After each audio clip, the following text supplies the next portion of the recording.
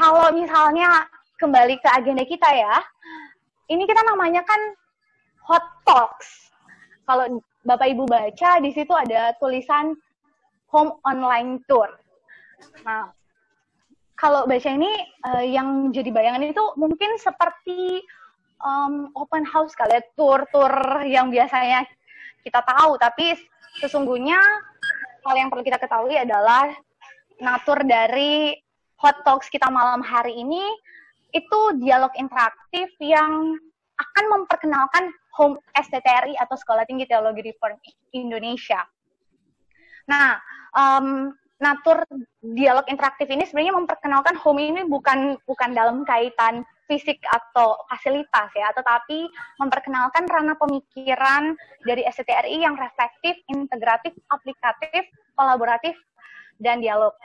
Nah, seperti apa sih maksudnya reflektif, integratif, aplikatif itu dan sebagainya, itu akan kelihatan ketika kita akan berbincang bersama-sama dengan para panelis kita. Nah, saya akan memperkenalkan secara singkat terlebih dahulu para panelis kita. Saya akan coba share screen. Untuk Bapak Ibu mungkin bisa lihat. Nah, yang akan menjadi panelis kita pada malam hari ini. Oke, yang pertama ada Pendeta Yuzo Adinarta, selaku Ketua dan Dosen Teologi Sistematika, Historika, dan Pemuridan. Saya mau menyapa Pak Yuzo. Halo Pak Yuzo. Halo semuanya. Oke, kemudian ada Pendeta Yohanes Budi, selaku Wakil Ketua 1 dan Dosen Teologi Historika, Sistematika, dan Perjanjian Baru. Ya. Halo Pak Yohanes Budi. Ya. Selamat malam Oke. semuanya. Kemudian ada Ibu Lani Pranata, selaku Wakil Ketua 2 dan Dosen Psychology and Counseling. Halo Bu Lani. Selamat malam semuanya. Oke. Kemudian ada Pendeta Budianto Lim, selaku Ketua Program Pasca Sarjana dan Dosen Teologi Ibadah dan Perjanjian Lama.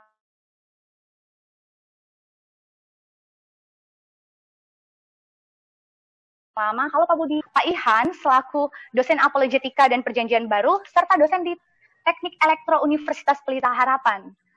Halo Pak Ihan. Selamat malam. Oke, puji Tuhan ya.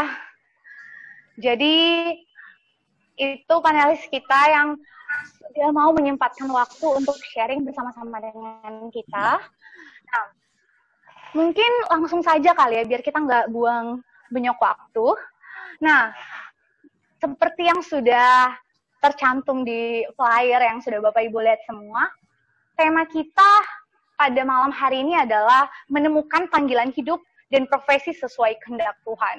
Nah, ketika memikirkan tema ini tentu saja ada banyak pertanyaan yang muncul terkait tema ini.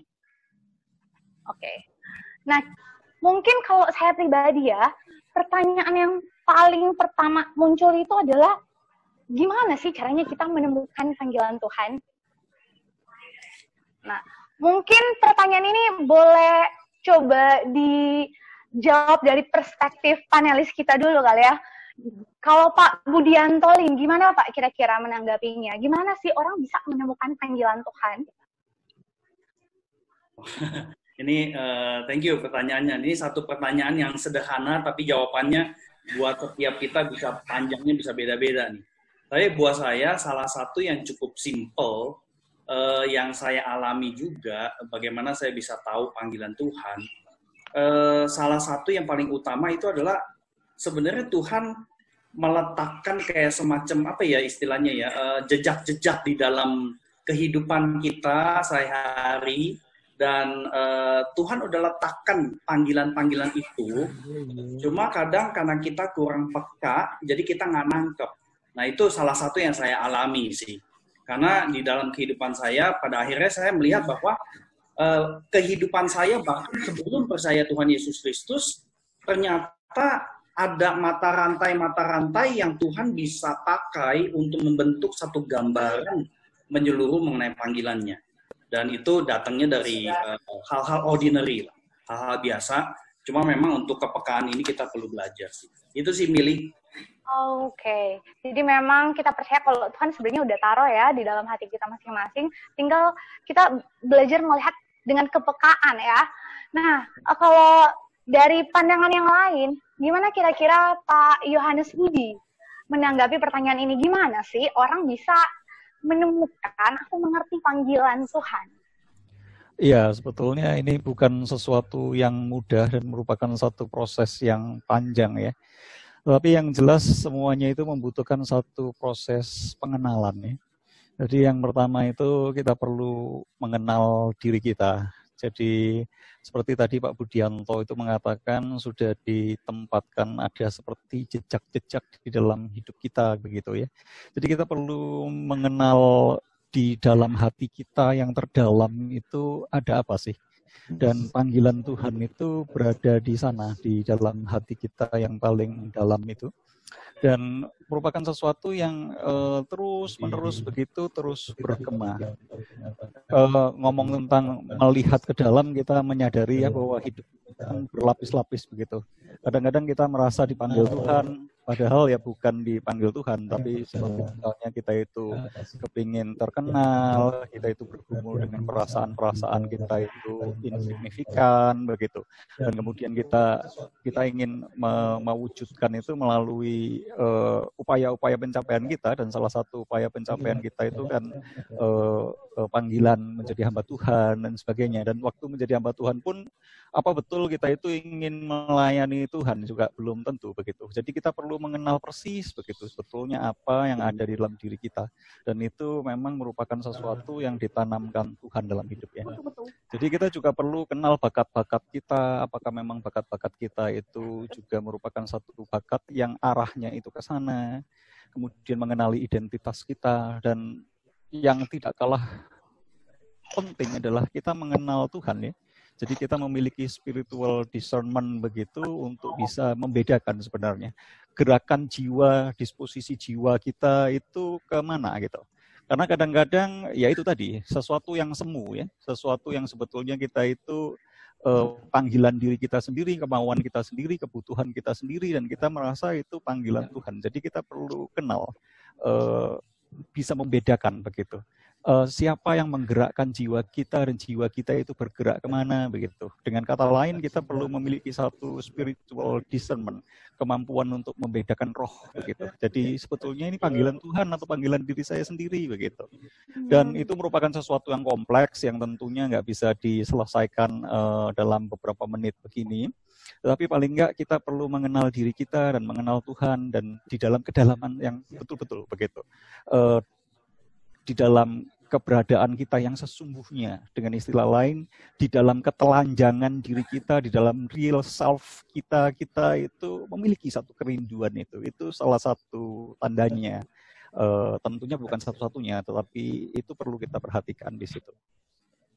Wah, oke, luar biasa menarik pernyataan dari Pak Yohanes Budi nih, karena ternyata untuk mengenal panggilan Tuhan, untuk menemukan panggilan Tuhan itu ternyata ada satu aspek yang nggak bisa lepas nih, pengenalan akan diri sendiri. Bagaimana kita peka untuk melihat ke dalam, mengenal diri kita sendiri. Nah, ini jadi challenging nih ya Pak ya, karena ketika itu dikaitkan dengan pengenalan akan diri sendiri, nah kita mendapati kalau ternyata tiap orang tuh nggak benar-benar mengenal dirinya sendiri, bahkan bisa jadi. Saya penasaran nih kalau dari pandangan Bulani selaku dosen psychology and counseling, kira-kira Bu gimana melihat hal ini ketika pengenalan akan Tuhan ternyata berkaitan juga dengan pengenalan diri secara psychological kita, gimana nih? Apakah ini menjadi satu hambatan yang besar atau gimana Bu kira-kira? Jadi memang pengenalan diri itu tidak terlepas dari kita mengenal sesama dan Tuhan ya. Jadi kalau mau digambarkan itu sebenarnya setiap orang mungkin bisa mengenal dirinya itu salah mulanya. Dan sekolah ini memang salah satunya mengajar kita untuk mempunyai kesadaran yang lebih tinggi supaya kita mengenal diri kita lebih dalam.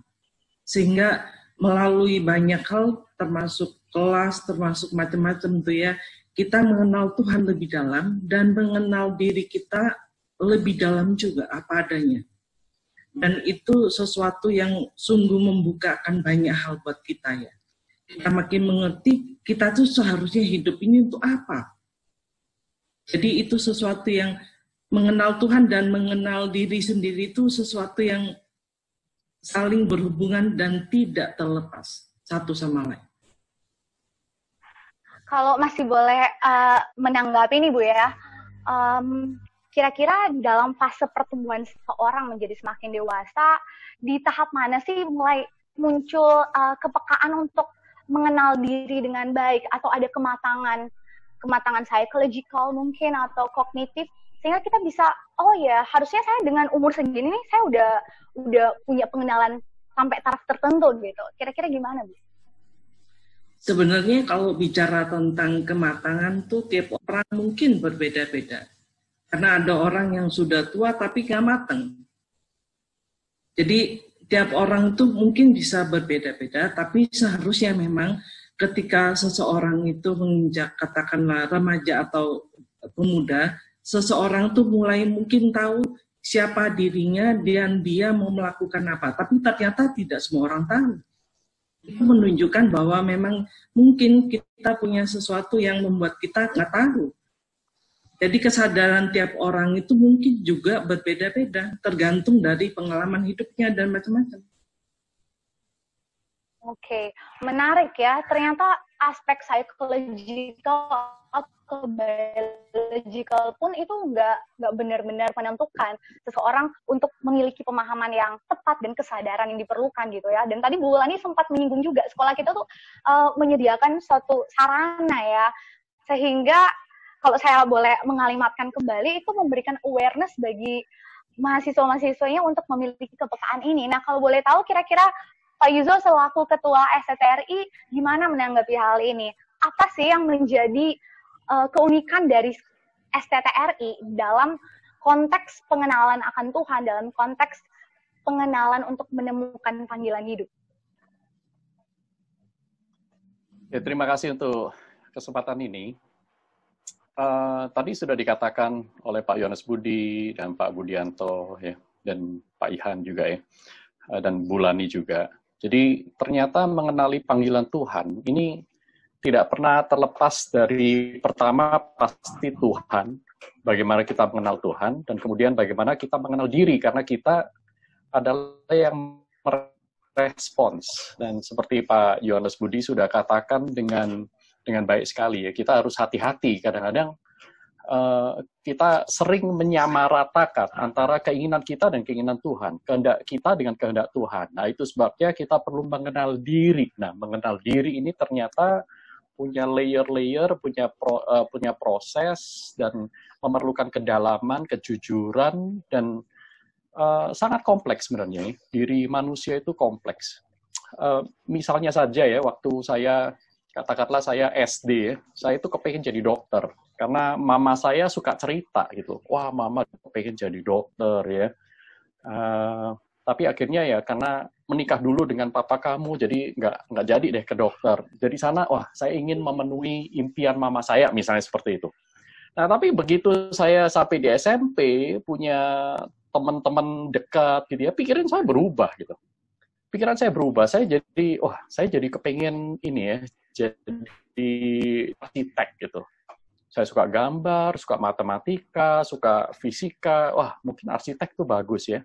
Nah begitu saya sampai di SMA, nah ketika waktunya pemilihan jurusan ini dan itu, nah kemudian kakak saya yang paling besar berkata, oh saya udah masuk arsitek, masa kamu nanti jadi saingan saya gitu. Waduh, saya berubah lagi ya. Akhirnya ya udah deh, kalau saya nggak arsitek ya saya teknik sipil lah. Dan akhirnya saya masuk teknik sipil, betul-betul masuk teknik sipil sebelum saya masuk ke seminari. Tetapi titik baliknya itu waktu saya kelas 2 SMA, di sana saya mulai kembali mencari Tuhan. Ya. Waktu saya mencari Tuhan, saya merasa hidup ini singkat sekali ya. We only live once ya. Singkat sekali. Dan masa-masa COVID ini kita jadi disadarkan bahwa hidup ini sangat-sangat fana. Nah, waktu itu saya mendapatkan momen sebagai anak SMA, mendapatkan realitas bahwa hidup ini singkat ya.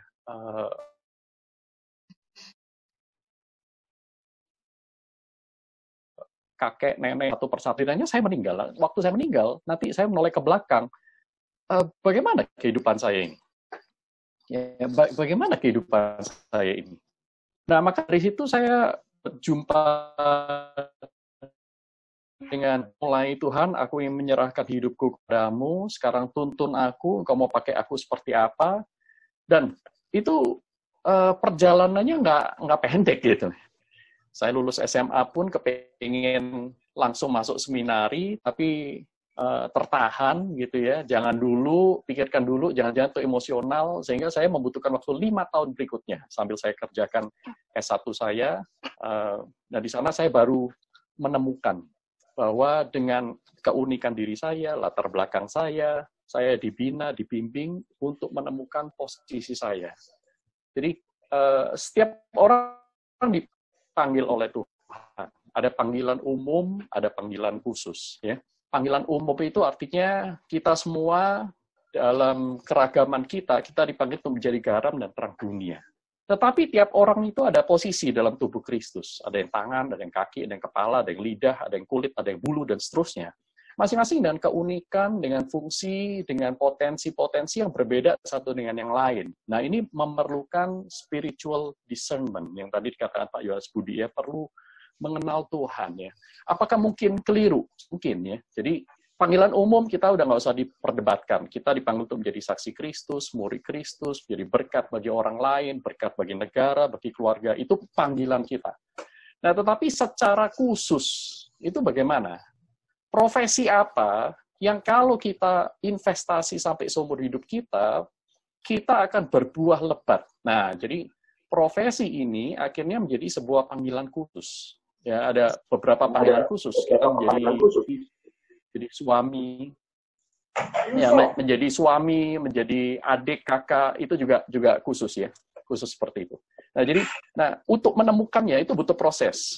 Sekali lagi, kita perlu dekat dengan Tuhan, kita perlu mengenal diri, dekat dengan diri kita juga ya, sehingga kita bisa tahu ini sebenarnya keinginan saya atau keinginan orang lain, atau nafsu saya pribadi, atau karena kebutuhan yang lain dan seterusnya. Ini seringkali tercampur aduk menjadi satu.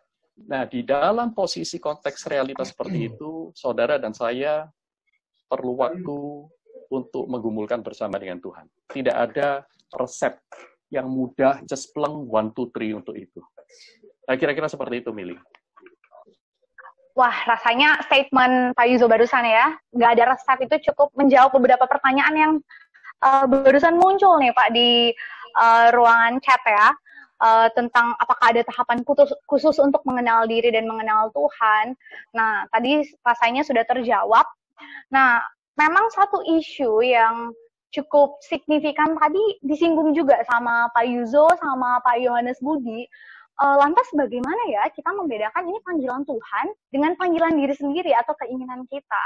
Kira-kira untuk menemukan ada spiritual discernment di situ untuk memperoleh itu gimana caranya ya? Ini ternyata pertanyaan yang muncul juga dari Ibu Sarah Yurista. Nah, kira-kira gimana Pak Yuzo? Jadi maksudnya langkah-langkah yang lebih praktis begitu ya?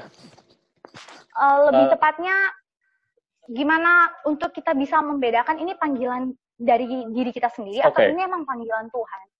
Oke, jadi coba bayangkan ya, bayangkan ada balik ya. Bayangkan ada satu lilin ya, ada satu lilin, dan kemudian antara lilin dengan saudara dan saya itu ada 4 kertas yang berlubang di tengahnya ya. Nah, kita harus melihat lilin itu dari lubang-lubang itu. Nah, ketika lubang-lubang itu menjadi searah, di sana kita bisa melihat cahaya. Nah, seringkali kalau kita hanya fokus pada satu aspek, nanti saya akan jelaskan aspeknya apa. Kalau kita hanya fokus di satu aspek, kita bisa keliru. Tetapi itulah sebabnya kita perlu berbagai macam konfirmasi. Ya. Konfirmasinya apa? Pertama, jelas harus dari firman Tuhan. Ya.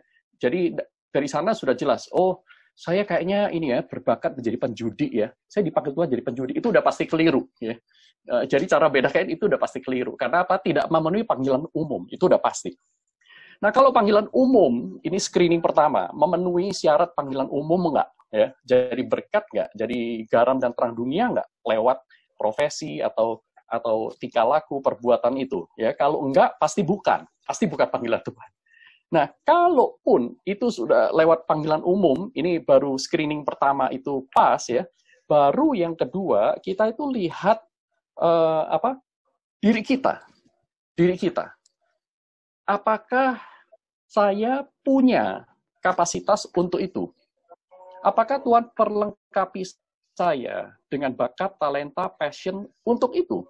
Karena kalau kita baca di Alkitab ya, jelas sekali bahwa tidak ada orang yang diutus Tuhan tanpa Tuhan perlengkapi terlebih dahulu. Tidak ada orang yang dipersiapkan, yang diutus oleh Tuhan tanpa dia diperlengkapi lebih dulu. Nah, perlengkapan ini ada banyak macam.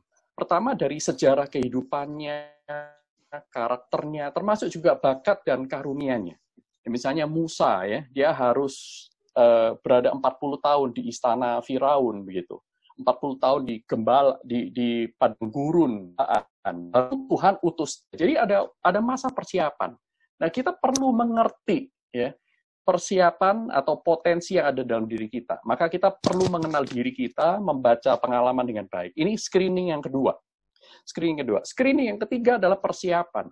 Nah, tidak ada orang yang diutus Tuhan tanpa dipersiapkan. Kalau tadi ditanamkan, diberikan perlengkapan, ya, ada bakat, pengalaman hidup. Nah, ini persiapan, mempersiapkan diri terlebih dahulu. Jadi, saya tidak setuju ada orang yang berkata, wah, aku dipanggil Tuhan untuk berkhotbah. Oke, kamu sudah persiapan belum? Nggak pakai persiapan, langsung aja. Saya pikir itu tidak bertanggung jawab ya. Tuhan pun mempersiapkan segala sesuatunya. Tuhan merencanakan segala sesuatu bahkan sebelum dunia diciptakan.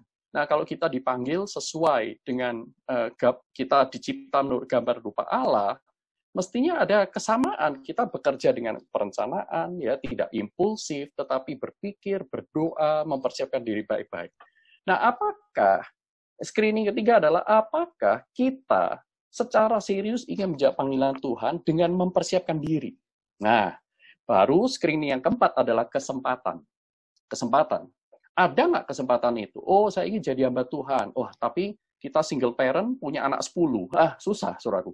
Mau masuk seminari aja udah susah, gitu. Ya kan?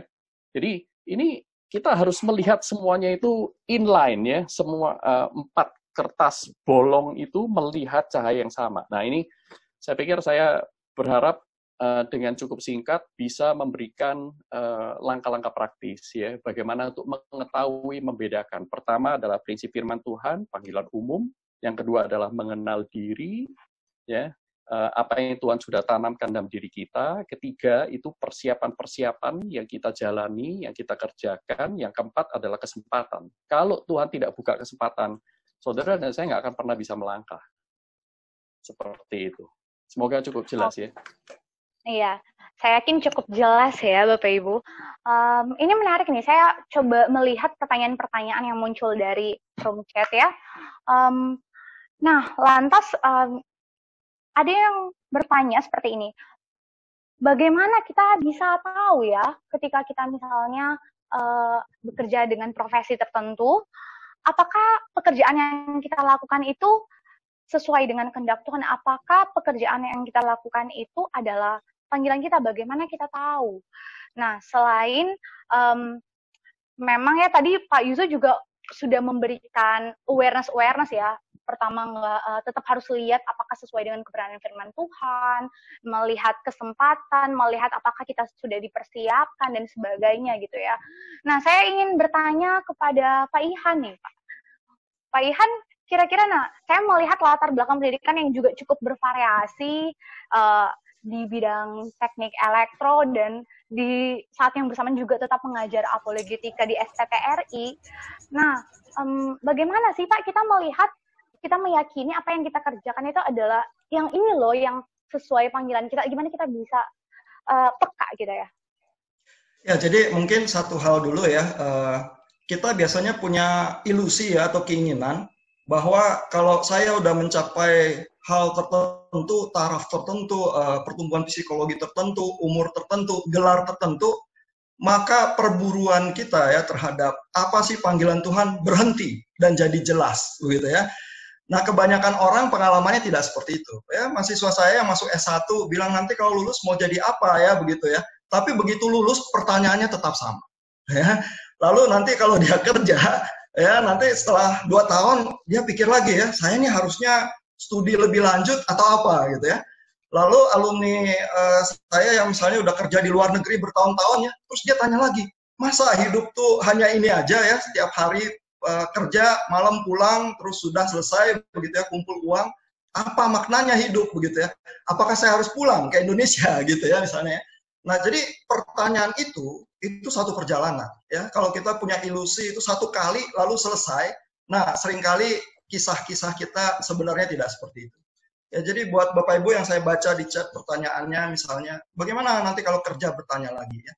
Kalau pertanyaan itu muncul di hati ya, itu saatnya kita menangkap lagi momen karya Tuhan ya. Sebenarnya Tuhan sedang mendorong saya untuk berpikir apa ya. Dan terutama masa pandemi ini kan tiba-tiba membuang seluruh ilusi kita tentang kepastian ya. Kapan ada vaksin? Betul. Kapan bisa keluar dari lockdown? Kapan kehidupan kita normal ya? Ataukah kita harus hidup di dalam the new normal terus-menerus ya? Sehingga kita tuh terpaksa berpikir lagi, Tuhan sedang panggil kita apa ya? Nah, ini masa-masa yang sangat subur ya untuk kita bergumul lagi. Karena hidup itu sendiri adalah pergumulan. Ya, jadi buat Bapak Ibu yang bertanya-tanya, jangan merasa bahwa ini kita masuk ke dalam satu hal yang negatif. Jangan-jangan ini Tuhan sedang bekerja lagi untuk kita semua. Gitu ya. Mungkin segitu dulu. Oke, terima kasih Pak Ihan. Nah, bicara tentang profesi nih ya, apakah kita boleh mempertanyakan apakah panggilan Tuhan bisa terbatas pada profesi tertentu, ataukah misalnya adakah profesi-profesi tertentu yang ini bisa kita kotak-kotakan, ini yang diperkenankan Tuhan, ini yang nggak diperkenankan Tuhan gitu. Apalagi kalau melihat tadi sempat menyinggung harus kembali lagi kepada prinsip kebenaran firman Tuhan. Tadi sempat disebutkan juga oleh Pak Yuzo. Nah, kemudian kalau mau diingat di prinsip kebenaran firman Tuhan, saya ingat di Kejadian 1 ayat 28 itu sempat mention tentang mandat budaya yang sebenarnya hanya lebih berfokus pada memanusiakan manusia dan menggarap ciptaan. Nah, apakah profesi-profesi yang sebenarnya di luar itu yang tidak langsung berkaitan dengan memanusiakan orang lain atau menggarap ciptaan, itu boleh kita sebut profesi yang tidak diperkenankan Tuhan dan sebagainya. Nah, kira-kira bolehkah saya minta Pak Budianto Lim untuk menjawab pertanyaan tersebut? Terima kasih, Mili. Ini salah satu pertanyaan yang memang cukup sering ditanyakan. Dan ini menjadi salah satu pertanyaan di dalam perjalanan hidup saya juga. Karena, tapi terus terang seperti yang tadi Pak Ihan katakan, memang tidak mudah untuk bisa menangkap dengan spesifik. Jadi, yang saya pelajari di dalam perjalanan saya bergumul akan panggilan Tuhan itu adalah, jangan lihat atau jangan pakai perspektif panggilan Tuhan itu kayak satu titik dalam artian profesinya spesifik satu titik atau elemen lainnya lah satu titik gitu ya. Tapi pandang itu sebagai sebuah perjalanan. Nah, saya kira seperti tadi Pak Yuzo juga katakan, tentu ada profesi-profesi yang udah jelas telek-telek gitu ya. Itu nabrak apa yang Tuhan ajarkan. Jangan mencuri, jelas. Jadi koruptor ya janganlah, jadi tukang catut ya janganlah, dan sebagainya gitu ya. Jadi ada hal-hal yang kita bisa temukan di dalam kitab suci yang menjadi pagar ya untuk kita bisa menggumulkan apa panggilan kita bekerja ataupun profesi. Dan cuma saya mau mengingatkan kita begini, itu kan tadi secara prinsip kelihatannya sederhana. Tetapi kita tinggal di dalam dunia di mana semua profesi itu interconnected. Jadi, kalau menurut saya, tidak ada profesi yang secara murni, dalam tanda petik ya, suci, seolah-olah Tuhan panggil profesi itu dan profesi itu tidak akan dicemari yang lain. Saya kira kita nggak bisa pakai pikiran senaif itu gitu loh. Karena kita tinggal di dalam dunia yang sangat interconnected sekali. Contoh yang paling umum yang sering saya ditanyakan adalah, misalkan, apakah boleh seorang Kristen kerja di kasino? Nah, tentu saya akan bertanya balik. Kerja di kasino, kerjanya sebagai apa? Nah, kemudian ya akan ada obrolan pastoral untuk bisa melihat seberapa jauh konektivitas profesi yang dia gumulkan itu dengan segala macam pergumulan yang secara umum orang mungkin tidak terlalu comfortable kalau kerja di kasino. Ya, jadi kita mesti melihat dengan apa ya istilahnya ya, tidak terlalu simplistik, tetapi juga kita juga perlu pagar. Ya, ada profesi tertentu yang memang tidak bisa. Nah, kalau di dalam sejarah gereja ada contoh-contoh, misalkan nggak boleh jadi tentara. Karena tentara di dalam konteks kekaisaran Romawi pasti akan dalam tanda petik membunuh. Ya, apakah itu membunuh karena defense, ya, membela diri atau apapun gitu. Nah, ada tuh di dalam sejarah gereja konteks-konteks seperti itu. Jadi saya kira nggak gampang gitu ya. Tetapi saya mau mengatakan, menggarisbawahi apa yang tadi Pak Ihan katakan, karena memang ini pun yang saya alami. Meskipun pengalaman ini kan subjektif, ya, kita tidak boleh absolutkan gitu ya. Tapi pengalaman yang saya alami, seperti yang tadi Pak Ihan katakan, dua komponen itu tuh. Ketika kita sedang menggumulkan, apa betul ya panggilan Tuhan buat saya bekerja di dalam ladang ini, di dalam industri ini, profesi ini. Salah satu yang akan muncul terus kegelisahan. Ya, jadi kita akan dalam tanda petik kalau pakai bahasa Jakarta dikilik-kilik sama Tuhan.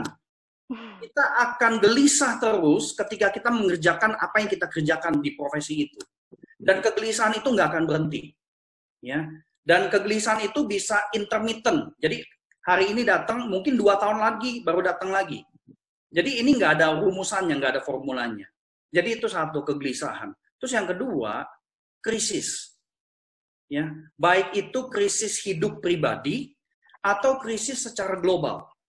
Dan saya sangat setuju sekali dengan yang Pak Ihan katakan tadi bahwa krisis global pandemi ini adalah sebuah kesempatan untuk kita bertanya ulang kepada Tuhan. Tuhan, ada pergeseran apa enggak yang Engkau mau saya perhatikan di dalam panggilan hidup saya, profesi saya.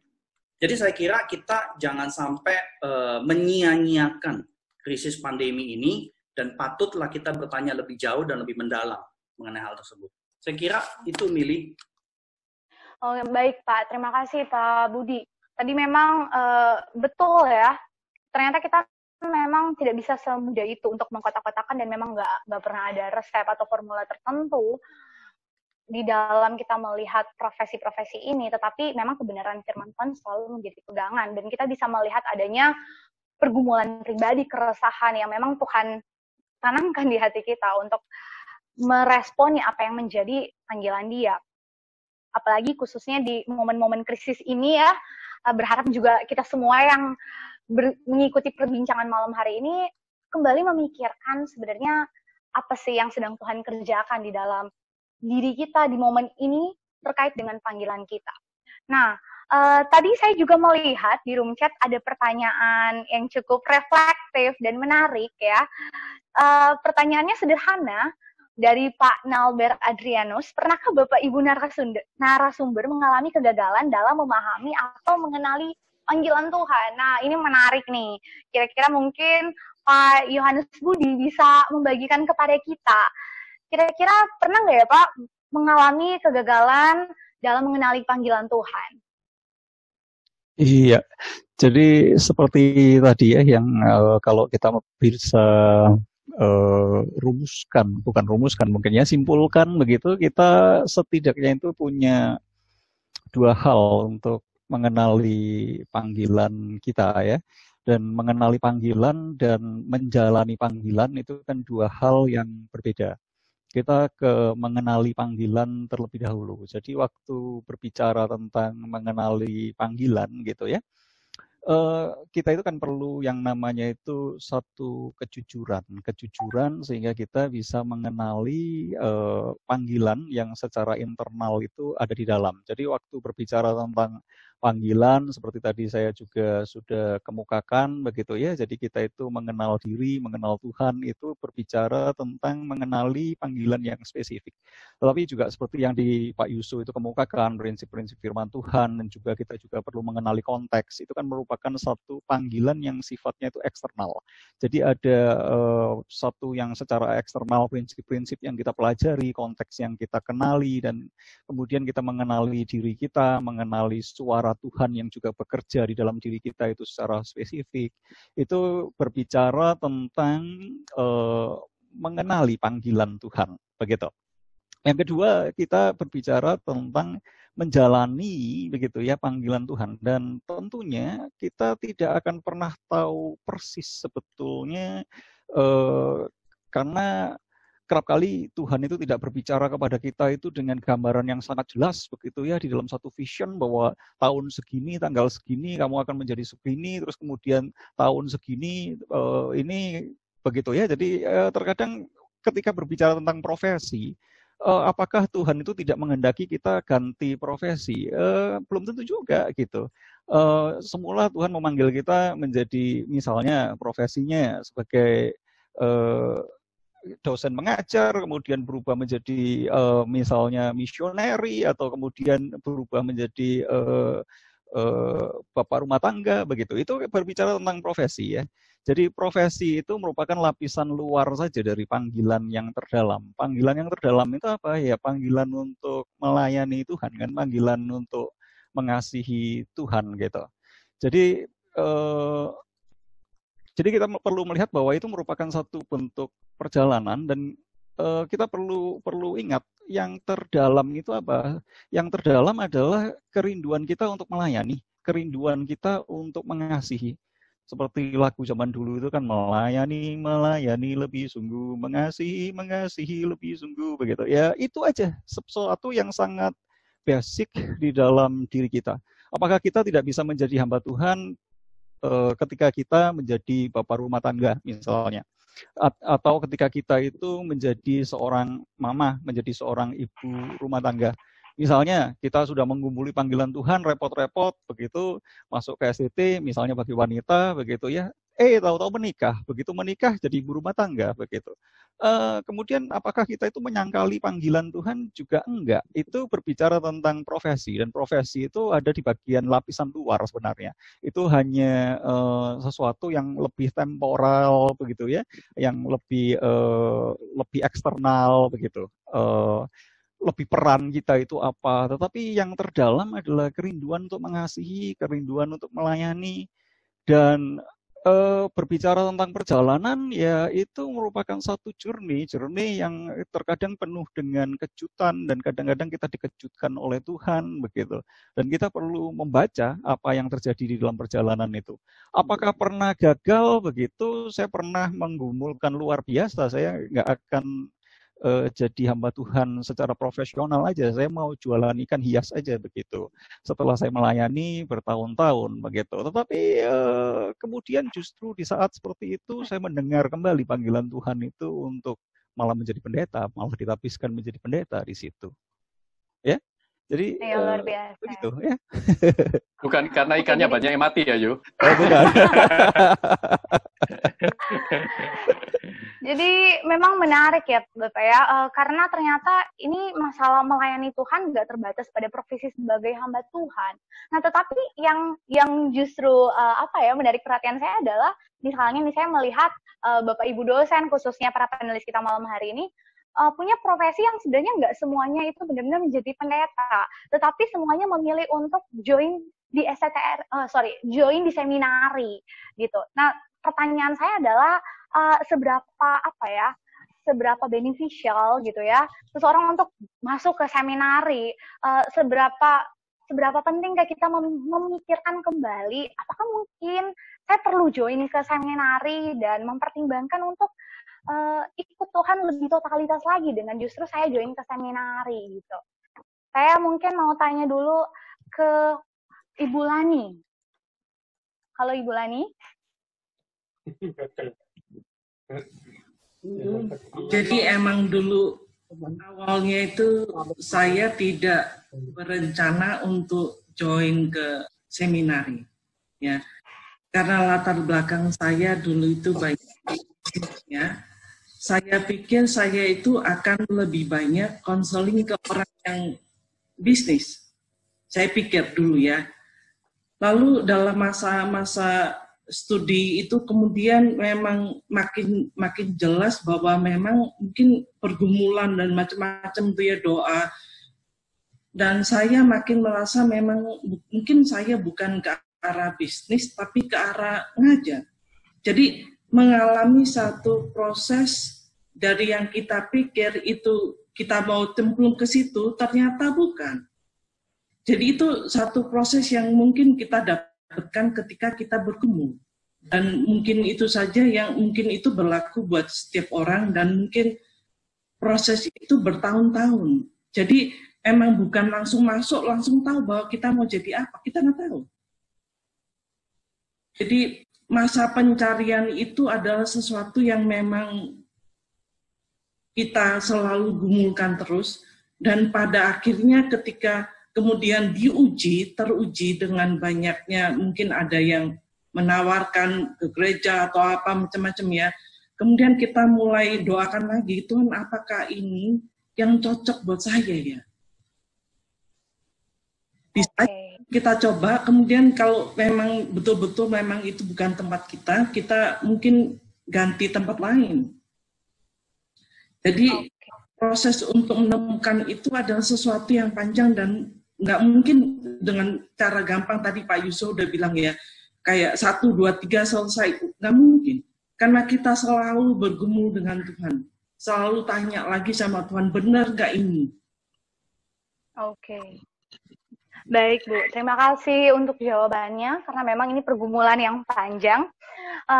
Nah, tadi juga Bu Lani menyinggung juga tentang Pak Yuzo ya tadi. Saya jadi kepikiran nih, sekalian pengen tanya, kira-kira kalau dari STTRI sendiri ya, sebagai suatu seminari di Indonesia, kira-kira apakah ada keunikan tersendiri dari kurikulum STTRI yang sebenarnya di dalam suatu seminari mau memperlengkapi mahasiswanya, khususnya untuk semakin peka nih sama panggilan Tuhan dan benar-benar akhirnya bisa aware dengan ini yang namanya panggilan Tuhan dalam hidup seseorang. Dan sebelum Pak Yuzo menjawab juga, saya mau mengencourage rekan-rekan dimanapun berada yang sekarang ini nih lagi resah mungkin, lagi bergumul untuk memikirkan panggilan hidup khususnya langkah dalam melanjutkan pendidikan, silakan boleh bertanya di room chat di Zoom ini atau di room chat YouTube ya. Berhubung kita lagi bahas panggilan dan saya pun rindu, kita akan membahas sedikit tentang kira-kira apa yang bisa diberikan oleh seminari khususnya dari STTRI di dalam konteks panggilan Tuhan ini. Oke. Nah, Pak Yuzo, kira-kira gimana Pak? Boleh menanggapi kira-kira beneficial apa yang bisa kita dapatkan dari join bersama seminari dan khususnya dari STTRI, kurikulum apa yang cukup unik ya ini yang bisa memberikan kepekaan pada kita untuk mengerti kehendak Tuhan. Ya, seperti yang tadi saya katakan, ada beberapa screen umum yang kita perlu pertimbangkan waktu kita menggumulkan ya.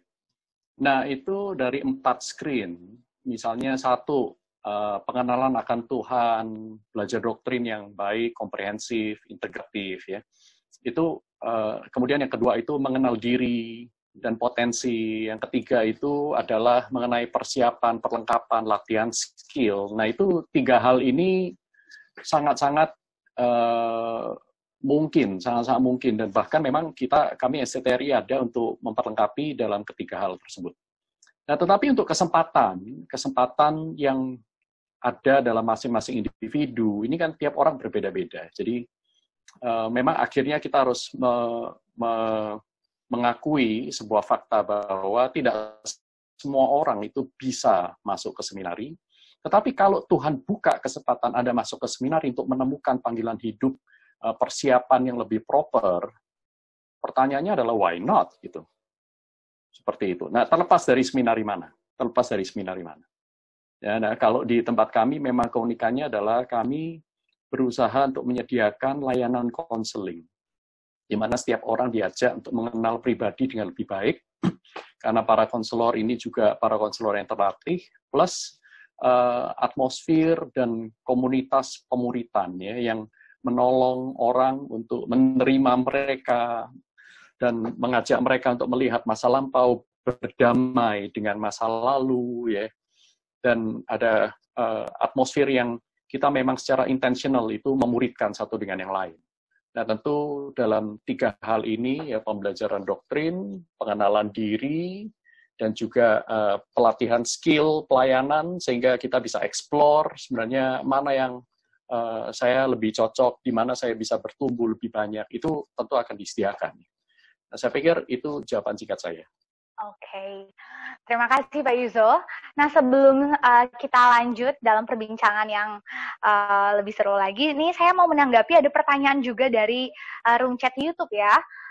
Untuk persiapan studi, apakah baik atau perlu jika mencoba bekerja dahulu di beberapa bidang atau profesi sambil bergumul dalam menjawab panggilan? Itu pertanyaan dari Bu Esther Carolina.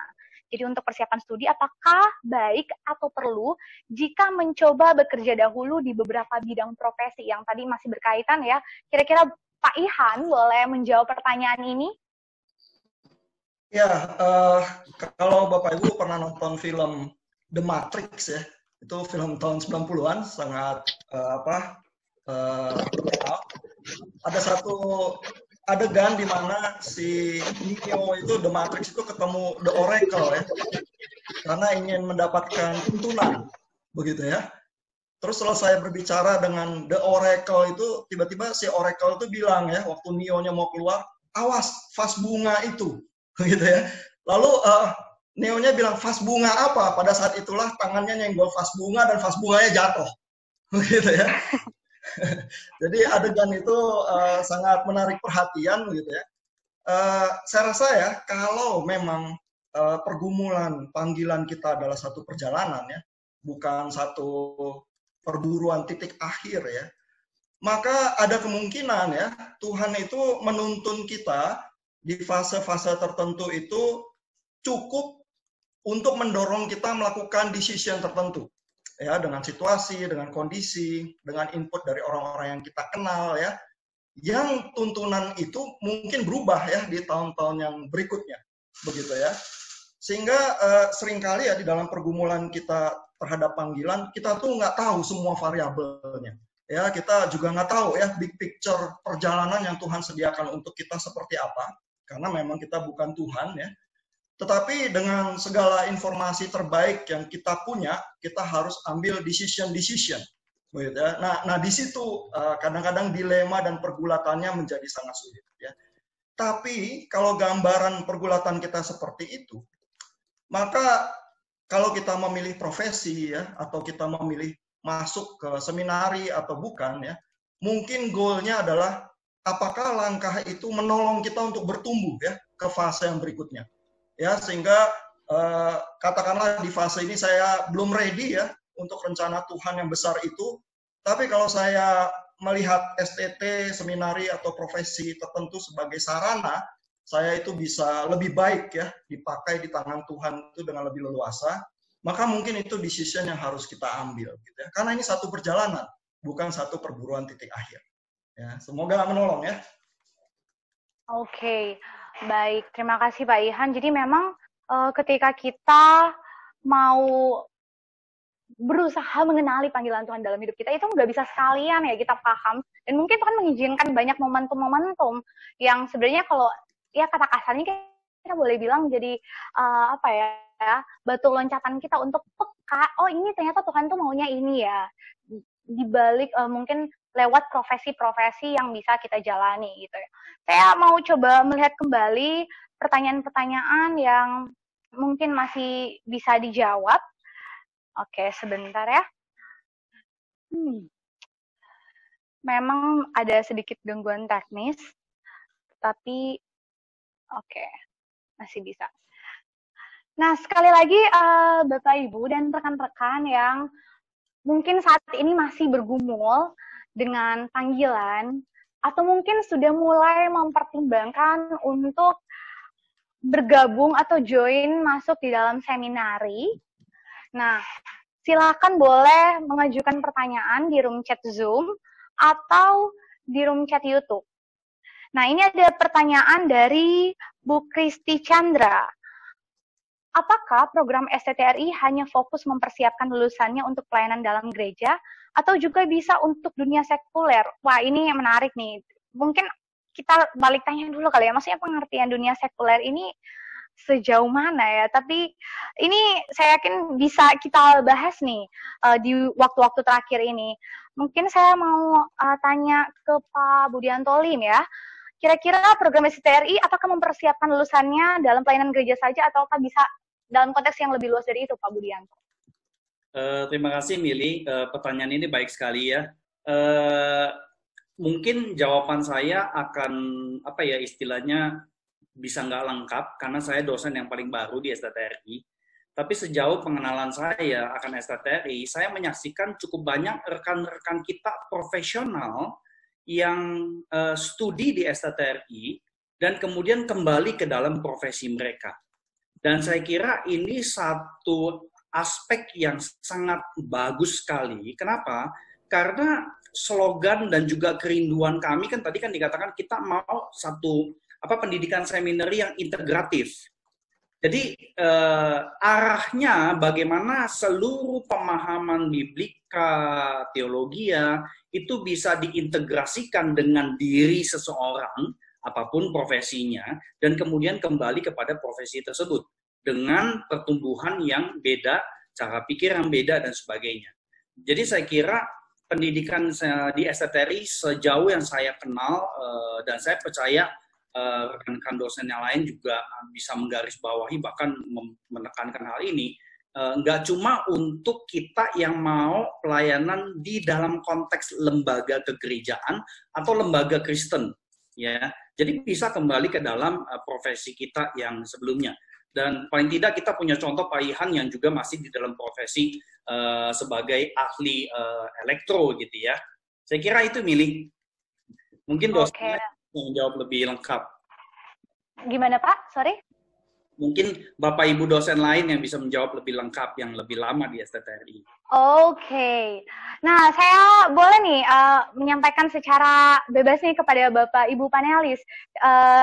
Kira-kira menanggapi pertanyaan ini, gimana nih? Apakah seminari khususnya STTRI itu mempersiapkan mahasiswanya di dalam konteks lebih luas daripada gereja atau hanya dalam gereja?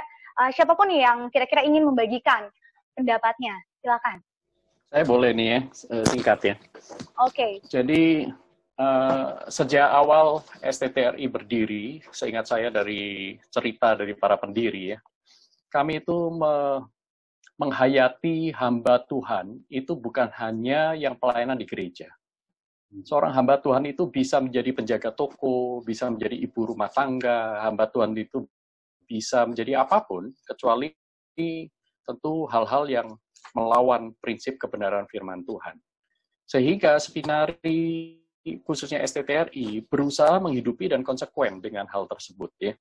Jadi kami tidak berusaha menyeragamkan panggilan orang, dan kami bukan sekolah yang akan menghasilkan lulusan-lulusan yang hanya bekerja atau melayani Tuhan di satu profesi spesifik.